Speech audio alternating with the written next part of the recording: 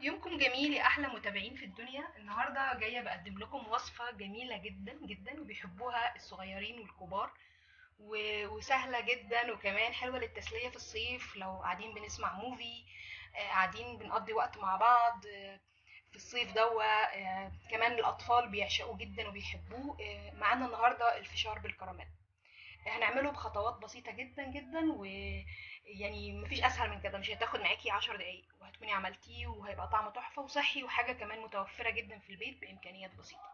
يلا تعالوا نبدأ مع بعض. ودي المكونات اللي هنحتاجها النهاردة في وصفتنا. هنحتاج كوباية فشار، وكوباية الا ربع سكر، وربع كوباية زيت.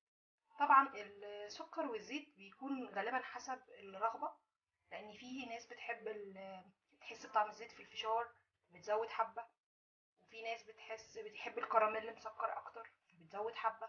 ففي حاجات كتيره هي نسبيه، بس احنا هنعمل الطريقه الاساسيه. واساسي خالص في الفشار ان الحبايه بتاعه الذره تكون متغلفه زيت بس وانت بتعمليها. يعني ممكن اقل كميه زيت تعمل معاكي الفشار ده في اي حاجه هتعملي بيها الفشار، سواء بقى هتاكليه بملح، باي تاني اي فليفر هتحطها.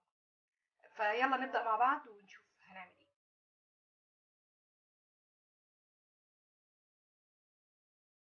وحطيت الفشار يا حلوين في الحلة بالشكل ده، وحطيت عليه حبة من الزيت اللي كان معانا اللي قلناه في الخطوة اللي فاتت، وقلبته كويس بالشكل ده عشان يتغلف بالزيت.